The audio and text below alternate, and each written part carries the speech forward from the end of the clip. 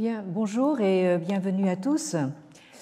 La semaine dernière, nous avons vu comment notre Montesquieu national, après avoir parlé japonais dès les années 1860, est passé de manière, pour ainsi dire, naturelle au chinois à la fin des années 1890 et au tout début des années 1900.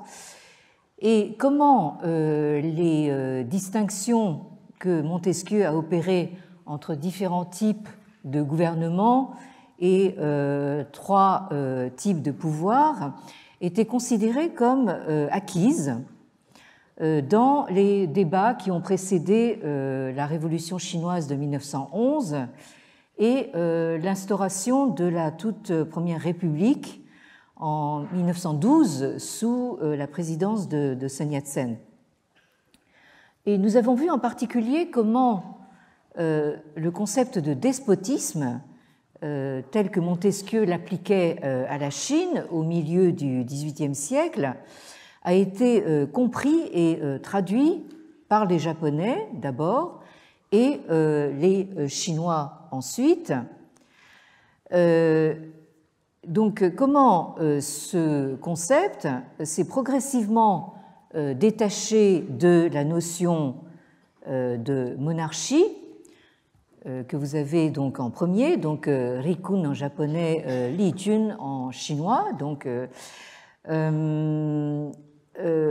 comment ce concept de despotisme s'est détaché donc de celui de la monarchie en étant traduit par, deuxième ligne, sensei en japonais, Zhuanzhi en chinois, et comment ce dernier binôme s'est ensuite distingué de Dokosai, donc troisième ligne, Dokusai en japonais, Tucai en chinois, en désignant donc Zhuanzhi, l'autocratie, par distinction avec Dokusai, donc la dictature.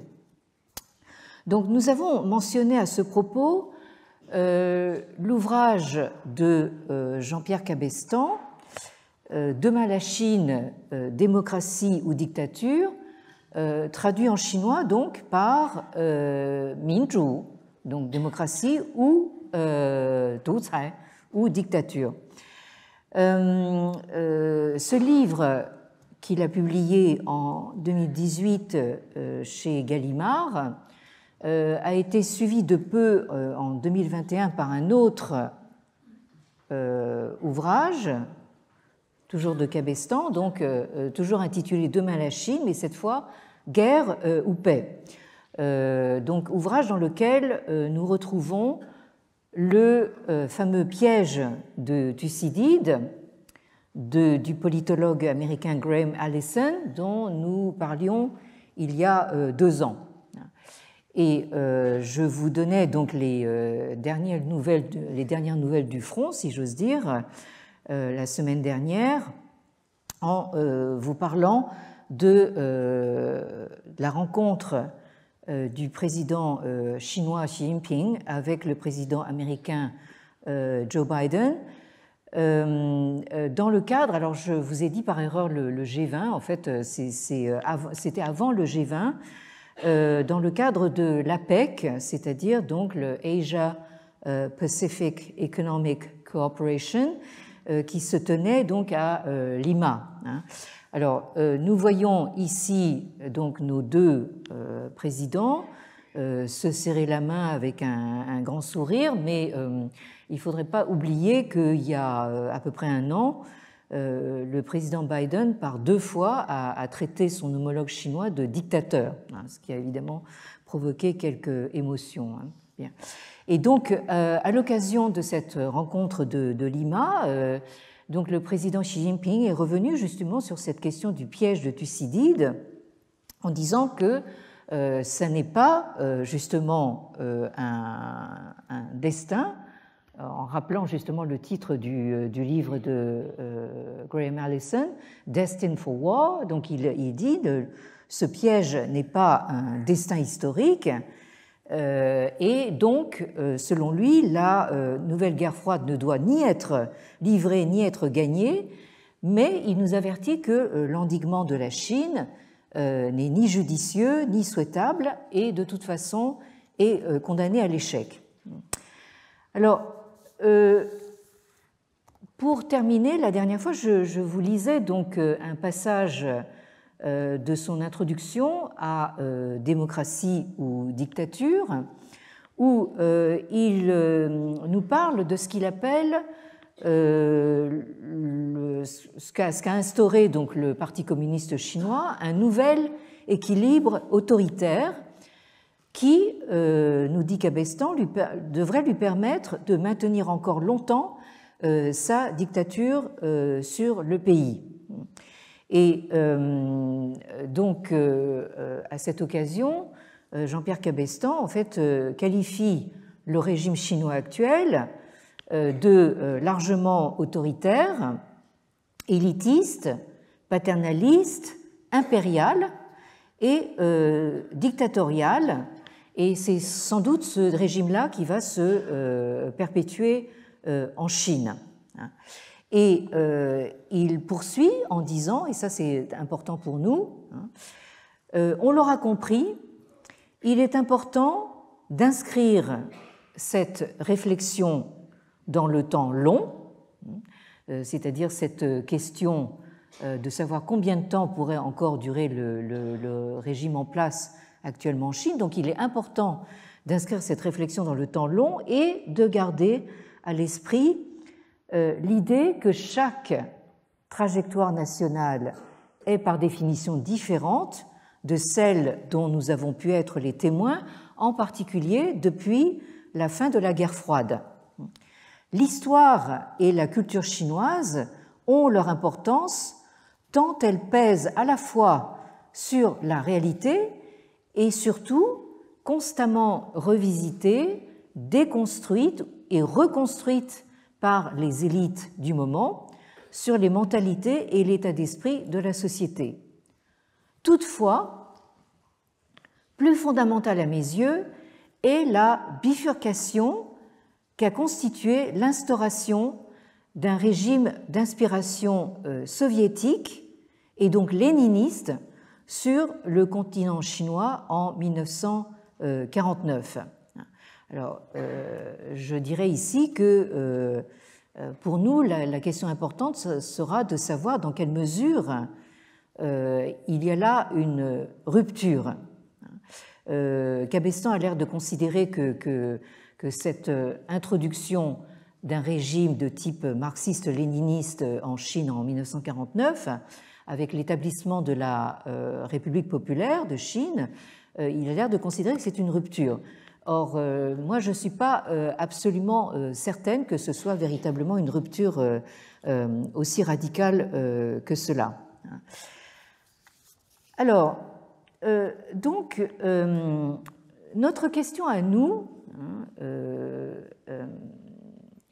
ce serait en fait de savoir dans quelle mesure ce que Cabestan appelle l'histoire et la culture chinoise, dans quelle mesure elle contribue à la pérennité d'un régime autoritaire, voire dictatorial. Alors, Cabestan dit qu'il travaille dans la longue durée pour s'efforcer, lui, de prédire l'avenir. C'est son rôle de géopolitologue et de spécialiste de sciences politiques. Mais pour nous, qui sommes plutôt du côté des historiens, nous travaillons dans la longue durée pour tenter de déchiffrer le passé.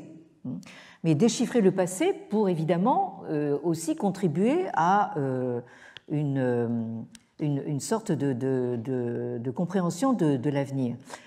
Alors, sa qualification du régime chinois, comme je l'ai rappelé, sans doute dictatorial, semble rejoindre celle de despotique par Montesquieu il y a 3 siècles.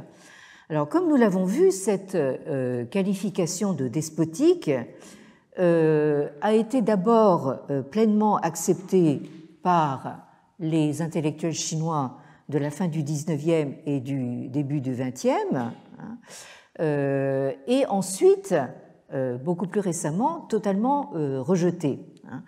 Et c'est précisément ce qui m'intéresse justement dans la réflexion de Bai Tongdong, ce professeur de philosophie politique de l'université Fudan de Shanghai, que vous avez ici à l'image, et qui a remis sur la table justement ce verdict de Montesquieu il y a quelques années. Alors, rappelons rapidement qui est Bai Tongdong. Il est né en 1970, il a donc aujourd'hui près de 55 ans. Il a d'abord suivi une formation en physique nucléaire à Pékin, avant de se tourner vers la philosophie politique.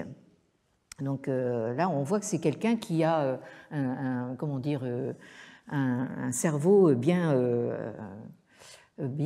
carré et bien tourné. Alors, il a ensuite passé un doctorat aux États-Unis, à Boston, et a enseigné pendant plusieurs années à l'université Xavier, c'est une université jésuite, à Cincinnati, dans l'Ohio. Et c'est en 2010 qu'il a décidé de retourner en Chine, où il est maintenant donc professeur au département de philosophie de l'université Fudan. Alors, Bai Tongdong jouit d'une réputation internationale grâce aux ouvrages qu'il a publiés en anglais aux États-Unis.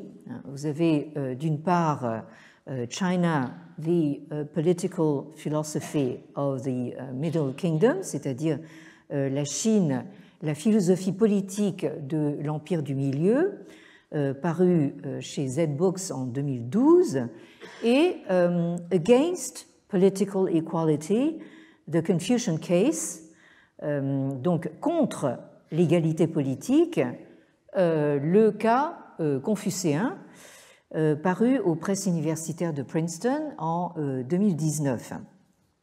Alors, le professeur Bai, très aimé de ses étudiants, qu'il appelle Maître Bai,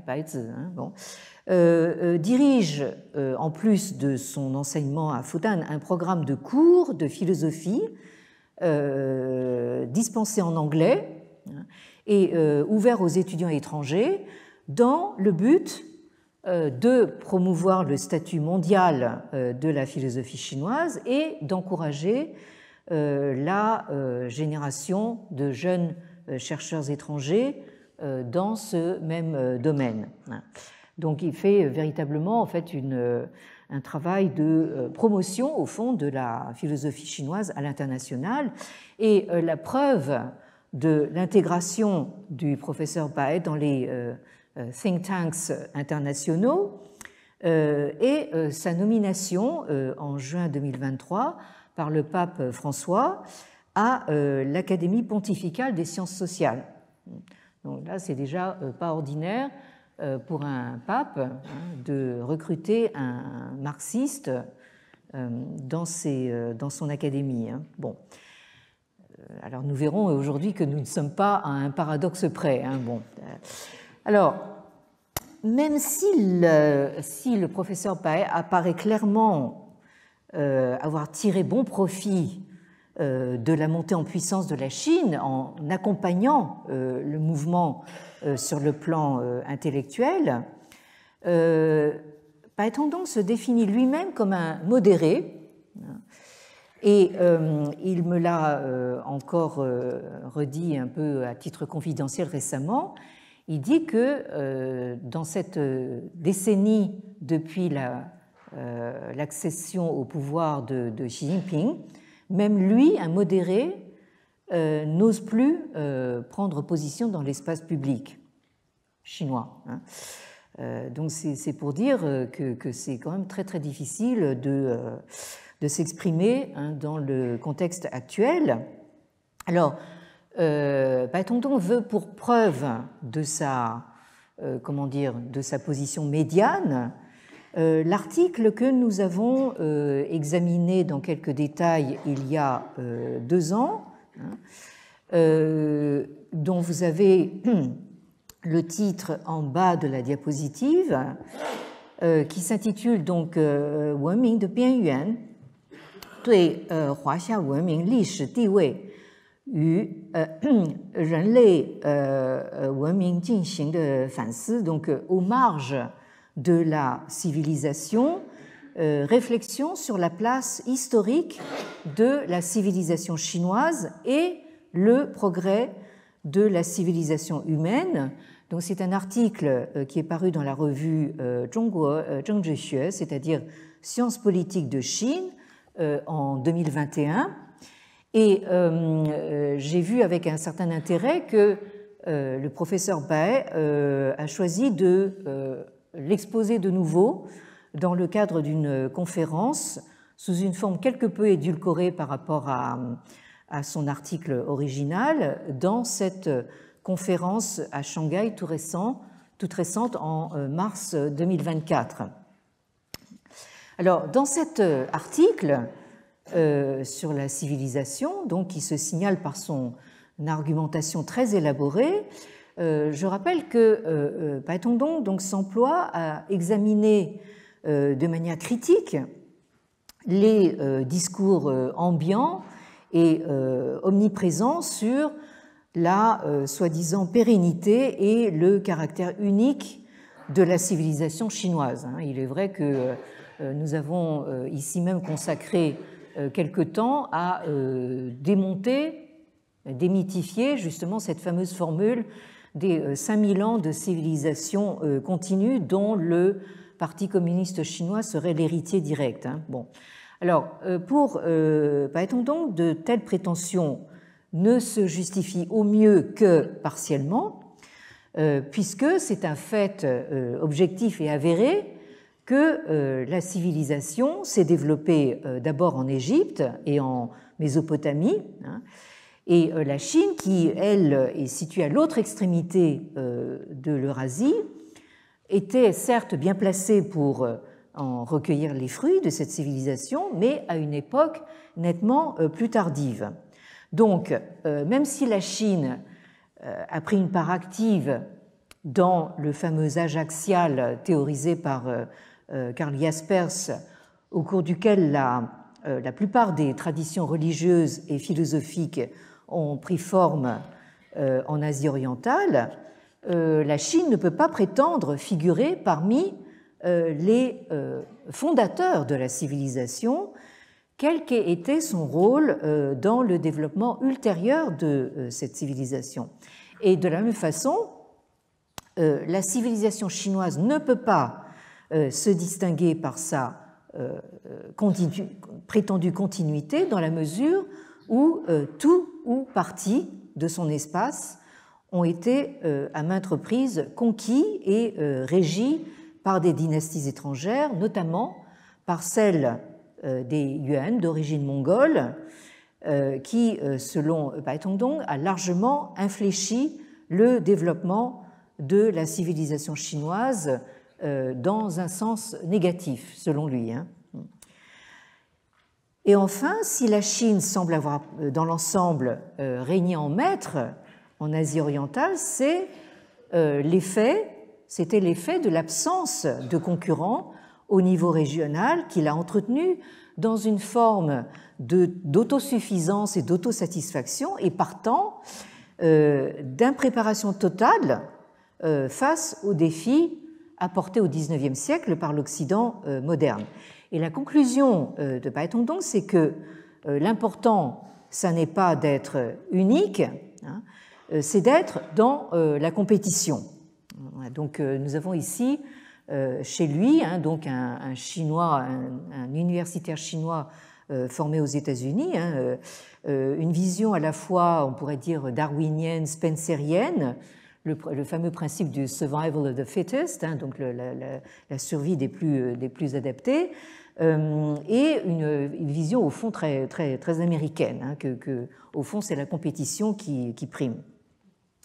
Alors, maintenant, ce Bai Tongdong se trouve être venu vers moi. En fait, il a pris contact avec moi il y a quelques années, au moment où il était en train de publier un autre article, celui-ci donc publié en 2016, dans cette revue qui s'appelle Wenshizhe, c'est-à-dire donc littérature, histoire, philosophie, qui est une revue vraiment de première importance dans le domaine des humanités, et de fait, qui porte le nom anglais de Journal of Chinese Humanities, donc le journal des humanités chinoises. Et donc, Bai Tongdong était en train justement de se poser la question que vous avez sur la diapositive. 中国是如何成为专制国家的, c'est-à-dire donc comment est-ce que la Chine est devenue un État despotique. Alors, Bai Tongdong avait, son attention avait été attirée sur mes travaux concernant les missions jésuites en Chine. Certains d'entre vous se souviennent peut-être de ces cours que nous avons consacrés à cette première médiation entre la Chine et l'Europe, assurée par les jésuites, et par voie de conséquence, donc l'image très positive que les jésuites avaient donnée de la Chine au sein des élites européennes, et qui avait été en grande partie responsable d'une véritable sinomania en Europe. Et donc, Bai Tongdong, justement, était très intrigué par cette image, parce qu'il se demandait comment il se faisait que Montesquieu, qui vivait à la même époque, pouvait justement prendre le contre-pied à ce point-là, justement, de cette vision très, très positive de la Chine. Alors, donc dans cet article, la question est de savoir d'où provient donc la qualification de la Chine traditionnelle comme despotique, parce que, après tout, cette qualification, selon lui, a été à l'origine du rejet total de toute la tradition chinoise en bloc par les modernistes chinois au début du XXe siècle, avec un paroxysme au moment du mouvement du 4 mai 1919.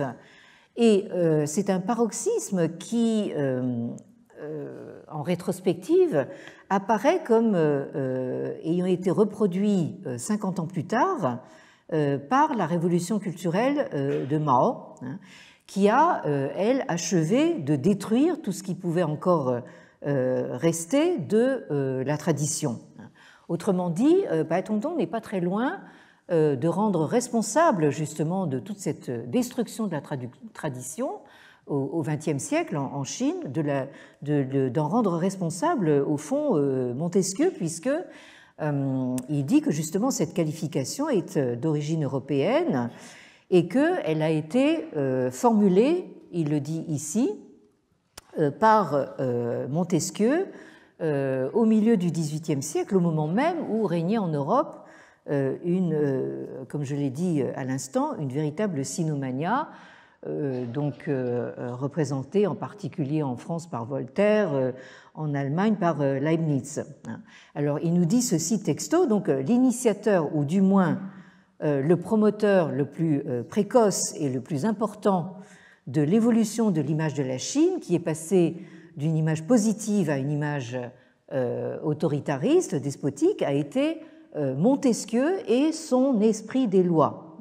Après lui, l'image dominante du pouvoir chinois dans l'Occident moderne est devenue extrêmement négative. Bon, là, je trouve que Bai Tongdong va peut-être un tout petit peu vite en besogne, mais toujours est-il qu'il rend responsable de cette image négative d'abord Montesquieu et ensuite les choix de traduction qui ont été faits par les traducteurs japonais, suivis comme leur ombre par les traducteurs chinois, de cette notion de despotisme par Zhuangzi, en remarquant au passage qu'à l'origine, il y avait une confusion entre monarchie et despotisme, vous avez les mots en anglais ici, jusqu'au moment où Yan Fu, donc ce traducteur professionnel dont nous rappelions les travaux de la dernière fois,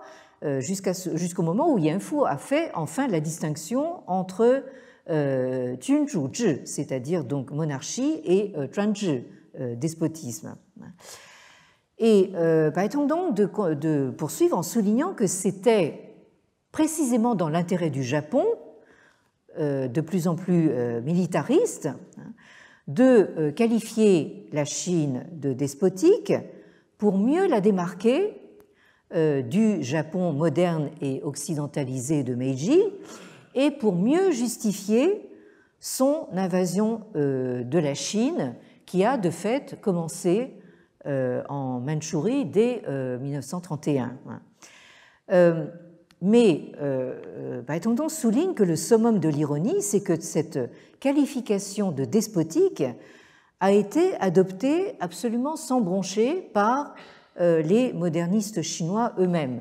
Nous nous souvenons, je le rappelais la dernière fois, que Liang Qichao disait « Oui, nous les Chinois, en fait, ce qu'il nous faut, c'est un régime despotique parce que nous ne sommes pas capables d'assumer la liberté, donc il nous faut en fait un régime de type despotique parce que nous ne sommes pas prêts pour la démocratie. » Et dans cet autre passage de ce long article, Baitongdong donc nous dit ceci, je traduis littéralement, donc Hou Xudong souligne même que selon Qianmu, qualifier la politique chinoise traditionnelle de despotique, Zhuangzi, c'est se zibi, c'est-à-dire se rabaisser soi-même. J'ai mis l'expression en rouge. Et selon les propres termes de Hou Xudong, la théorie du despotisme chinois était à l'origine un dénigrement malveillant de l'Orient par l'Occident pour prouver sa propre supériorité et légitimer sa colonisation. Et l'acceptation par les Chinois d'un tel récit était une auto-orientalisation. Là, vous avez l'expression ici, 自我东方化. Ce qui est à la fois drôle et triste, c'est que ce récit des choulo de Zhongguoren, c'est-à-dire donc littéralement des Chinois laids et vils, ce récit est toujours populaire dans la Chine contemporaine, y compris chez certains soi-disant libéraux. Vous avez l'expression ici en rouge, 所谓的自由派. Dans l'Occident politiquement correct, je crains que de tels arguments soi-disant libéraux ne soient de fait considérés comme d'un racisme antilibéral et antitolérant à l'extrême. Donc là, je vous annonçais beaucoup de paradoxes aujourd'hui. Ici, Baitongdong dénonce ce paradoxe de Chinois qui se rabaissent eux-mêmes, qui s'auto-orientalisent et se considèrent comme des gens absolument vils et laids. Alors, ici, nous voyons Baitongdong, professeur de philosophie politique, s'appuyer donc sur les travaux d'historiens comme Hou Xudong, que vous voyez ici, donc né à Pékin en 1968, aujourd'hui professeur à la prestigieuse université Tsinghua de Pékin, historien donc de la Chine pré-impériale et du début de l'ère impériale, donc qui fait autorité donc sur l'histoire ancienne chinoise, et qui lui-même, dans l'extrait de Baitongdong que je viens de lire, qui lui-même cite le grand historien Qianmu, que vous avez ici.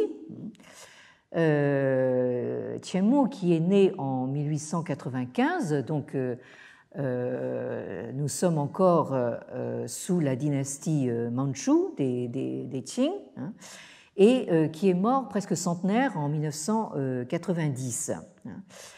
Alors, là, j'aimerais quand même vous montrer à quel point nous avons ici un paradoxe dans le fait que actuellement en Chine populaire communiste, nous avons des intellectuels, des universitaires, des politologues, des historiens qui se réfèrent à un historien comme Qianmu qui, lui, est connu pour ses positions farouchement anticommunistes, ultra conservateurs et hyper traditionnalistes. D'ailleurs, vous le voyez à sa tenue, il porte toujours donc le costume traditionnel. Alors, Qianmu, c'est quelqu'un qui est né en 1895, donc à Wuxi, près de Shanghai. Alors, pourquoi est-ce que je précise son lieu de naissance? C'est parce que c'est, disons, un endroit qui est près de les attaches familiales, qui a quitté la Chine au moment de la prise du pouvoir par les communistes en 1949 pour aller s'installer à Hong Kong, qui à l'époque était colonie britannique. Et à Hong Kong, il fonde donc le Xinya Xueyuan, c'est-à-dire donc le New Asia College, qui en fait est une institution qui permet de continuer à former des étudiants, les jeunes générations, à la connaissance donc des classiques confucéens et de la tradition confucéenne chinoise.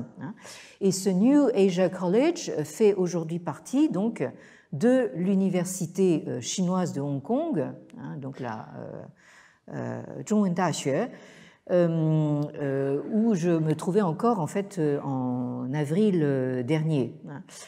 Alors, Qianmu, en 1967, accepte l'invitation de Chiang Kai-shek, donc le généralissimo donc à la tête du Kuomintang, qui donc a pris refuge à Taïwan à la suite de la prise de pouvoir par les communistes en 1949. Donc c'est Chiang Kai-shek en personne qui invite Qianmu à venir s'installer à Taïwan, où Qianmu donc termine sa vie en 1990. Alors, pour vous donner une idée de la virulence de l'anticommunisme de Qianmu, par exemple, en 1969, nous sommes en pleine révolution culturelle sur le continent. Qianmu donne une conférence à Taïwan à des officiers militaires qui sont véritablement en première ligne. Nous sommes en 69, donc 50 ans plus tard, la situation n'est guère meilleure. Et donc, il lance cette, on pourrait dire, cette vitupération en disant texto, donc le communisme prédominant en Chine à l'heure actuelle n'est qu'un cadavre ambulant avec simplement des os et de la chair. Le régime continental est comme une pierre géante qui tombe d'une haute montagne. Plus il s'approche de l'effondrement, plus son élan est grand. Les atrocités des gardes rouges et de la révolution culturelle sont terrifiantes, mais il y a des choses encore plus horribles à venir. Donc là, vous avez donc votre anticommuniste qui vitupère et vaticine donc sur l'avenir du communisme en Chine.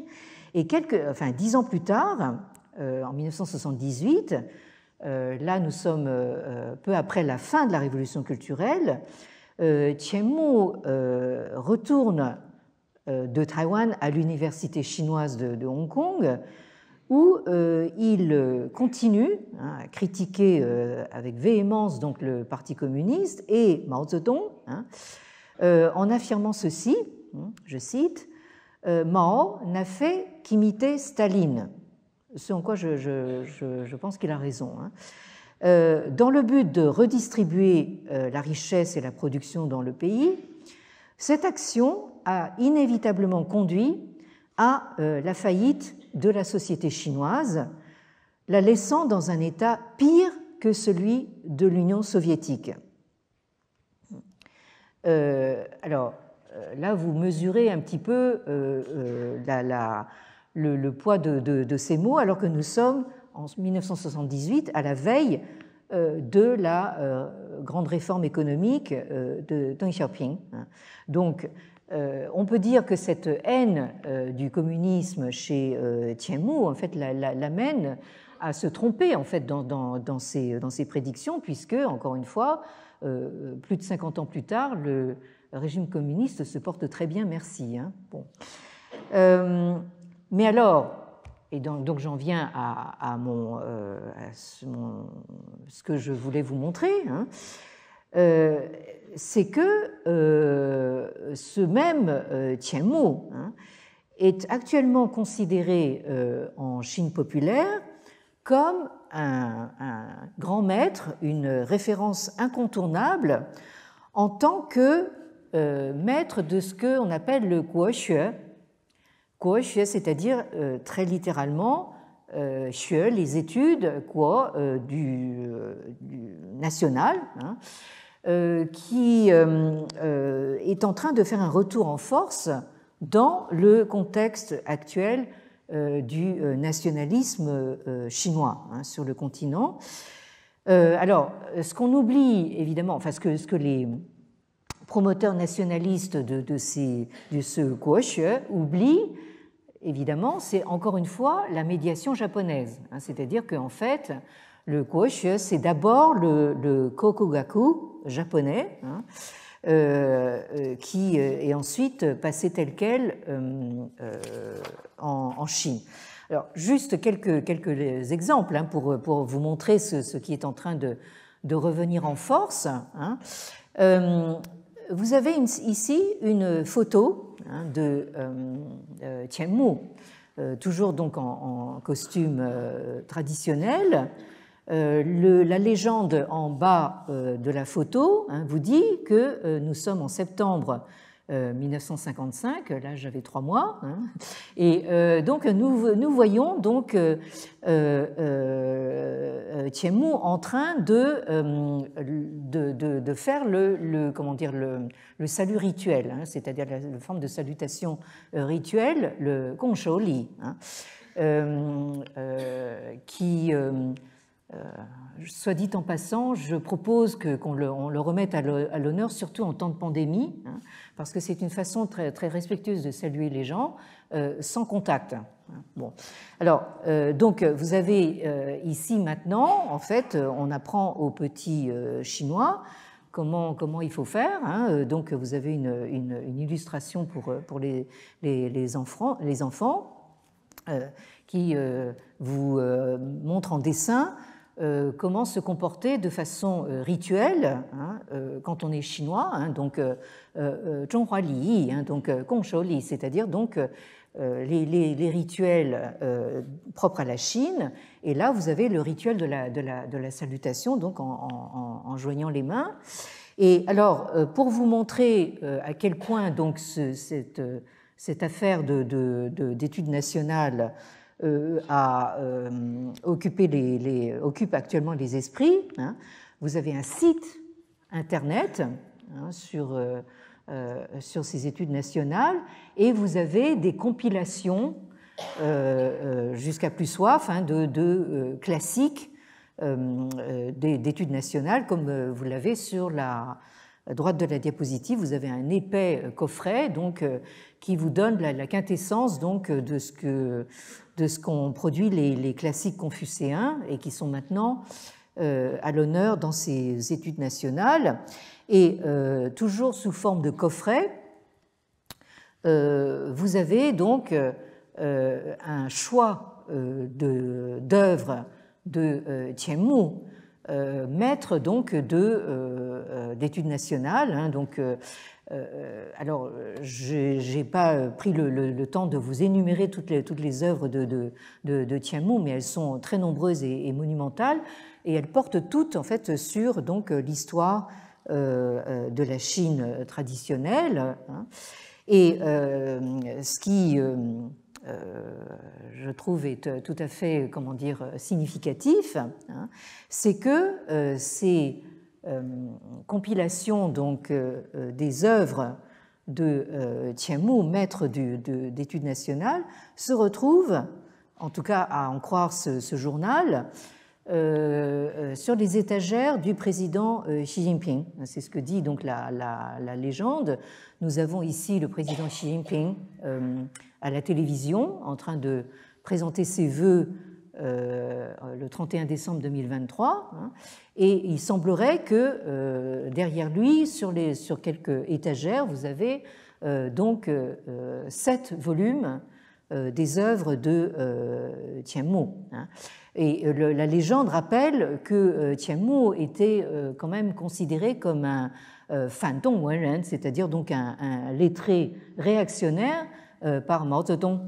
Bon, donc quand nos braves journalistes nous bassinent en nous disant que Xi Jinping est le nouveau Mao, ils se trompent complètement, hein, parce que là, c'est au moins une différence entre les deux. Bien. Donc,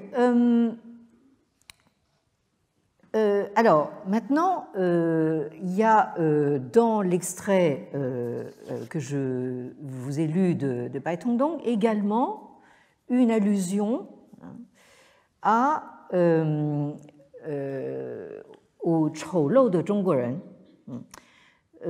Alors, les Choulou de Zhongguoren, ça fait référence au titre d'une conférence suivie d'un livre d'un auteur de Taïwan qui, de son nom d'écrivain, s'appelle Bo Yang, qui est né en 1920 en Chine continentale, dans la province du Henan, et qui, lui aussi, comme Qianmu, quitte la Chine en 1949 pour suivre Chiang Kai-shek à Taïwan, ce qui ne l'empêche pas d'être extrêmement critique à l'égard du régime de Chiang Kai-shek qui impose à Taïwan, pour commencer, ce qu'on a pu appeler la terreur blanche, hein, et la loi martiale, hein, qui n'a pris fin qu'en 1987. Alors, il faut dire que ce Bo Yang, c'est quelqu'un qui a un tempérament volontiers frondeur, avec un goût prononcé pour la provocation, hein, à tel point qu'en 1968, c'est-à-dire à peu près au moment où Qianmu s'installe à Taïwan, donc notre Bo Yang travaille pour un petit journal indépendant et libéral, et il est arrêté et emprisonné comme espion communiste. Enfin, ça, c'était l'accusation type de n'importe qui ne plaisait pas en fait au pouvoir. Hein. Et il est accusé, semble-t-il à tort, d'avoir voulu se moquer du généralissime Chiang Kai-shek en détournant un propos attribué au personnage de bande dessinée américain Popeye. Vous savez Popeye, là, le marin qui vide des boîtes de conserve d'épinards, là, enfin, parce que ça donne de la force. Hein, bon. Donc, voilà. Alors, il a eu le malheur, enfin, justement, de se saisir d'un dessin justement de Popeye, et le pouvoir y a vu, enfin le pouvoir très très susceptible et paranoïaque de Chiang Kai-shek, y a vu en fait une espèce de, comment dire, de critique détournée, hein, de Chiang, qui à l'époque refusait d'organiser des élections. Bon, comme je le disais, Taïwan n'a pas toujours été démocratique, hein, loin de là.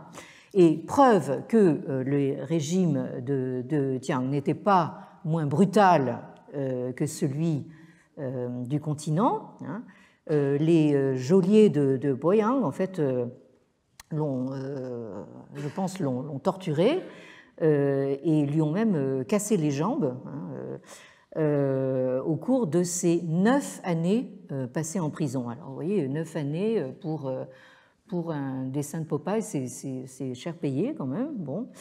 Mais, a posteriori, Boyang a quand même précisé, enfin, d'abord il a précisé que ce n'était pas du tout son intention de critiquer Chiang dans ce dessin de Popeye. Donc il s'est pris 9 années pour rien. Et en plus, il dit quand même, il y a quand même une différence, un avantage des prisons à Taïwan, les prisons de Chiang, par rapport à celles du continent communiste, c'est que on n'est pas soumis au lavage de cerveau. C'est-à-dire qu'en fait, vous faites vos années de prison, mais on n'essaye pas de vous réformer votre manière de penser, etc. Donc, d'une certaine manière, on vous laisse tranquille. Bon, donc il y a quand même un avantage. Bien.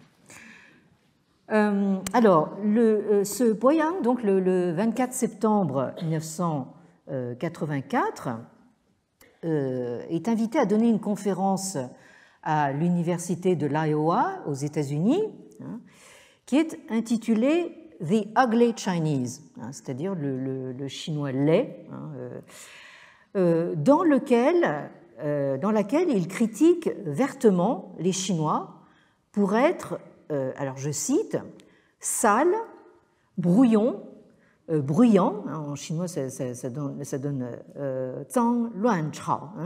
Ils sont tout le temps en train de se battre entre eux, incapables de s'unir, etc. Hein, bon, bref, donc là, il donne un portrait quand même assez négatif donc, des Chinois. Et cette conférence devient un livre en 1985 intitulé donc L'affreux chinois, hein, Choulo de Zhongguoren, que vous avez ici à l'image, et la crise de la culture chinoise. Hein. En fait, ces Choulo de Zhongguoren, ça rappelle un peu le titre de ce fameux film italien, là, assez ancien, qui s'appelle Affreux, sale et méchant. Je pense que c'est ça. Hein, bon, oui. Donc, la publication du livre a pour conséquence que Boyang se met à dos, hein, aussi bien les nationalistes de Taïwan que les communistes du continent, hein, et il déclenche une énorme controverse dans le monde chinois et sinophone à l'échelle mondiale. Parce qu'évidemment, qui a envie d'être portraituré de cette manière, hein. Et alors, donc, selon Bai Tongdong, qui cite son collègue historien Hou Xudong, qui lui-même cite Qian Mu, évidemment, en fait, a bien sûr réagi très très fortement à ce livre de Boyang. Hein. Donc, ce livre représente un comble d'auto-flagellation et d'auto-orientalisation qui, d'une certaine manière, rejoint donc le verdict de Montesquieu. Mais pour Bai Tongdong, en réalité, ce que Montesquieu appelle despotisme à propos de la Chine, c'est plutôt quelque chose qu'il observe dans l'Empire ottoman, c'est-à-dire l'exercice du pouvoir par un dirigeant ou un souverain sans limitation institutionnelle, hein, puisque pour Montesquieu, l'inverse est l'idéal anglais, donc d'un régime de contrôle et de contrepoids, ce qu'on appelle en anglais les checks and balances. Et donc la question que se pose Bai Tongdong à la suite de cela, c'est que il faut se demander s'il existait des freins et des contrepoids institutionnels efficaces dans le système de gouvernement chinois traditionnel. Et justement, l'article de Paetongtarn s'emploie justement à montrer que nous ne sommes pas là dans un régime despotique, hein, mais dans un régime qui pourrait en fait comporter certains éléments de constitutionnalisme. Et à la fin, donc, Paetongtarn nous montre que nous avons finalement entre le régime soi-disant despotique chinois et le régime soi-disant modéré européen une différence simplement de degré et non pas de nature. Et pour Paetongtarn, donc, c'est la bureaucratie confucéenne qui constitue précisément un contrepoids au pouvoir du souverain. Et en somme, ce que fait Paetongtarn, c'est d'essayer de sauver la Chine du despotisme en mettant en avant sa tradition confucéenne.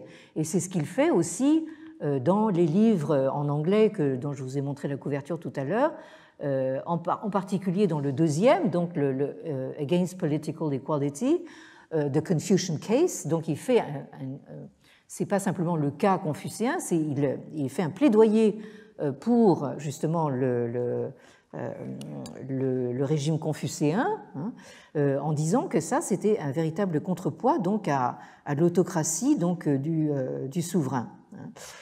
Mais évidemment, ce qui pour Paetongtarn est une véritable catastrophe, c'est que justement cette qualification de despotisme a été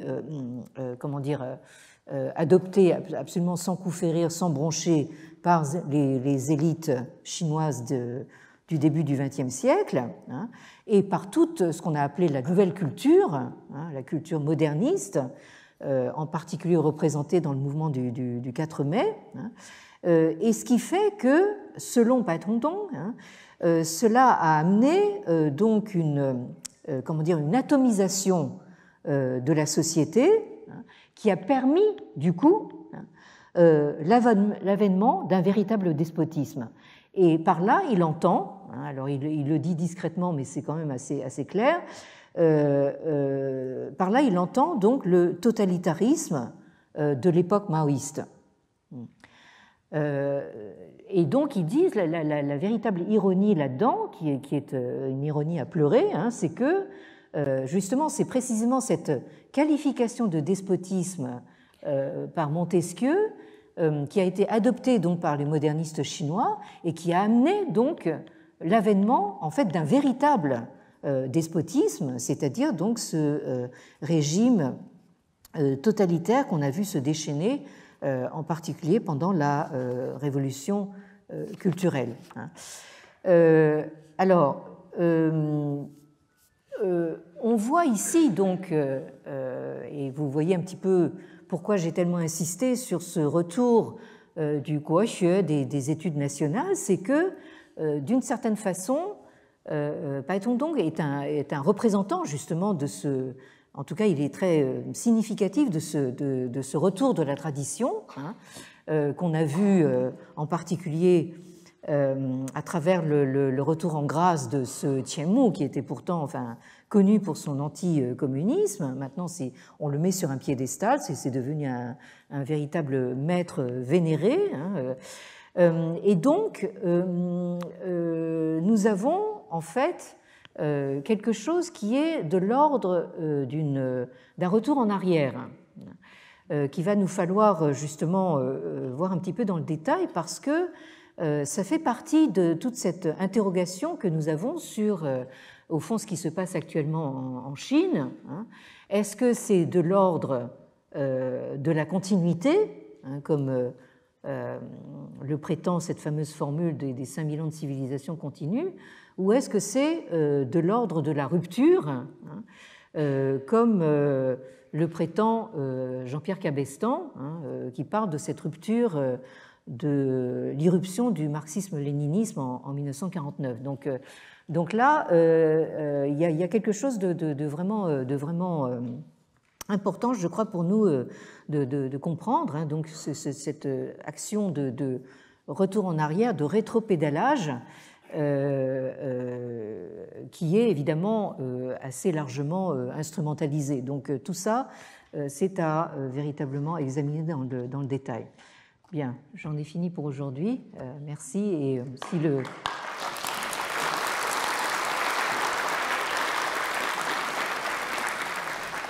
le Bouddha nous prête vie, à la semaine prochaine.